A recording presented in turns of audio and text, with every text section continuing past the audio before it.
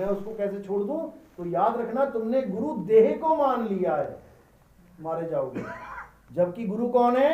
गुरु ज्ञान है, गुरु ज्ञान है, गुरु देह नहीं है। जब लग मिले नहीं शब्द वो सांचा, अरे तब लग गुरु करो 10 पांचा, जितने मर्जी गुरु बनाओ, मुद्दा है शब्द गुरु। जब तक शब्द गुरु का आपको भेद नहीं मिल गया, जब तक गुरु बनाते जाओ, कोई दिक्कत नहीं है। हम अपने बच्चों को डॉक्टर बनाना चाहते हैं और वो पहली क्लास वाले गुरु से प्रेम कर बैठा, कहता मैं आगे नहीं बढ़ूंगा, मैं तो इसी के साथ रहूंगा, तो बन चुका डॉक्टर। डॉक्टर बनते बनते पता नहीं कितने गुरु बदलने पड़ेंगे उसे, क्योंकि वो अपने दिमाग में ज्ञान को रखे कि मैंने ज्ञान प्राप्त करना है, इस गुरु से ज्ञान मिला, नमन है इसको, अब आगे का ज्ञान दूसरा गुरु देगा, ठीक है गुरुजी मैं आगे जा रहा हूं, आगे बढ़ रहा हूं। उसके पास जाओ, उसके आगे ज्ञान मिलता है, और आगे जाओ और आगे जाओ। जब अनंत ज्ञान आ जाए, बोध हो जाए, बस वहीं स्टॉप कर जाओ। जब आत्म का ज्ञान हो गया तो कहते हैं आगे खोजे गिर पड़े और पीछे खोजे बुलाए, सारे शब्द से आगे खोजे बांधा जब भूल जाए। वहां पर आपने स्टॉप कर देना है। जब आपको अनंत ज्ञान हो गया, आपको चौथे धाम का ज्ञान हो गया, अब उसको प्रैक्टिकल में ले आओ, बस और कुछ नहीं करना। साहब हमने जैसे सतपाल जी महाराज का ज्ञान लिया हुआ था, तब एक शब्द सुना था पवित्र ज्ञान में, अब तेरा हर से मिलन कैसे हो गली तो चारू बंद पड़ी। तो हम उन चारों गलियों से मिलान कर लिया, अनहद से, प्रकाश से, अमृत से, और श्वास की क्रिया से। बिल्कुल। तो वो ये अलग है क्या? ये तो ब्रह्म ज्ञान की तरफ लेके जा रहे हैं ना। देखो ज्ञान का लेवल होता है, फिर समझ लो, जो जीववादी संत है, जो जीव को सर्वे सर्वा मानते हैं, वो तुम्हें जीव का ज्ञान दे देंगे कि जीव ही है सब कुछ। कबीर साहब के पंथ में पारक सिद्धांत नाम का पंथ है, पारक सिद्धांत। वो आज भी जीव को परमात्मा मानते हैं। वो कहते हैं जीव से बड़ा कुछ है ही नहीं। मैं तो से पूछूं पंडिता, शब्द बड़ा की जीव, वो जीव को मानते हैं। जबकि कबीर साहब कह रहे हैं भाई जीव उन शब्दों से बड़ा है जो शब्द जीव ने पैदा किए। जैसे मैंने मकान बनाया तो भाई मैं मकान से बड़ा हूं, मैंने बनाया है, लेकिन जिसने मुझे बनाया है मैं उससे बड़ा थोड़ी नहीं हो सकता। तो साहिब कह रहे हैं कि उन शब्दों से तुम बड़े हो जो शब्द तुमने बनाए हैं। कौन से शब्द बनाए? मैंने काखा गा बनाया, मैंने ABCD बनाई, मैंने उड़ा एड़ा ईड़ी बनाई, मैंने अलिफ बे ते पे बनाया। इन शब्दों से मैं बड़ा हूं। अगर मैं अपने आप को ना जानकर इन शब्दों के मंत्रों को जपूंगा तो मैं बेवकूफ हूं, मूर्ख हूं मैं। इसलिए साहिब ने बोला मैं तो से पूछूं पंडिता, पंडित क्या करते थे? मंत्र जपवाते थे। तो उन्होंने पूछा शब्द बड़ा की जीव, ये जो तू मंत्र लेके रट रहा है ये बड़े हैं या जिसने उसको बनाया है वो बड़ा है? वहां पर जीव बड़ा है। लेकिन अब आगे क्या कह रहे हैं? कह रहे हैं शब्द शब्द बहु अंतरे, बहुत से शब्द है दुनिया में, सार शब्द मथ लीजिए। और कहे कबीर जहां सार शब्द नहीं, दृग जीवन सो जीजे। अब ये जीवन और जीव एक ही चीज है। जीवन का मतलब है जीव, उसको धिक्कार रहे हैं कि तू जीव होके तू सार शब्द की महिमा नहीं जान पा रहा है इंसानी चोले में, कब जानेगा? तो साहिब ने साफ बोला कि सार शब्द कहीं बांची हो मानो एतबारा। किसको बोल रहे हैं बात? बच्चों के, जीव को कह रहे हैं कि सार शब्द को जान ले, बचना चाहता है तो बचना चाहो काल जाल से। किसको कह रहे हैं? जीव को कह रहे हैं। और वो जीव को परमात्मा मान के बैठे हैं। बहु बंधन में बांधे एक बेचारा जीव, कबीर साहब बेचारा कह रहे हैं और वो कह रहे हैं परमात्मा है जीव। अब एक हो गया जीव ज्ञान, इससे ऊपर होता है ब्रह्म ज्ञान।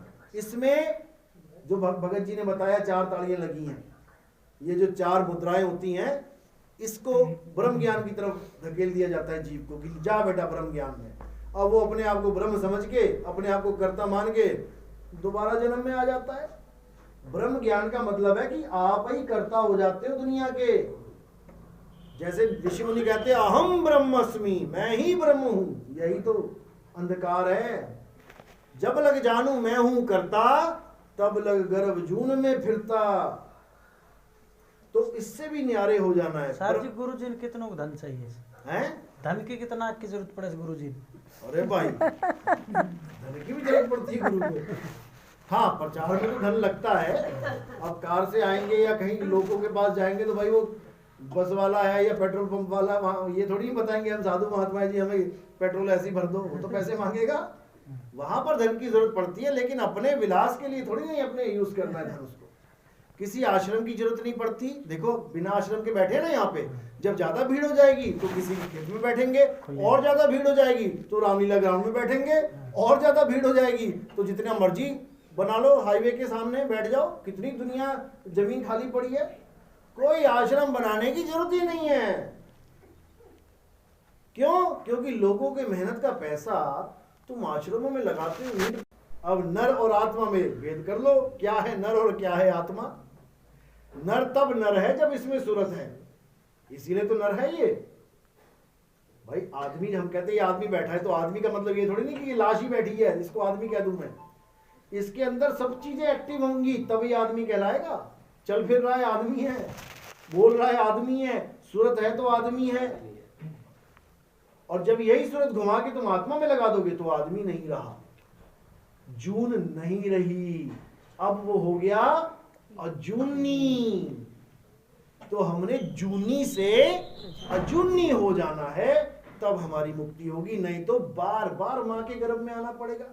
यहां तो हम उन गुरुओं पे आस लगा के बैठे जो खुद 9 महीने लटक के आए हैं, जो खुद जेल में लटक के आए हैं 9 महीना, जिनको खुद दाइयों ने निकाला है घसीट घसीट के, उनको हम परमात्मा मान के बैठ गए कि वो गुरुजी हमें तार देंगे। अरे भाई ऐसा कुछ नहीं होने वाला।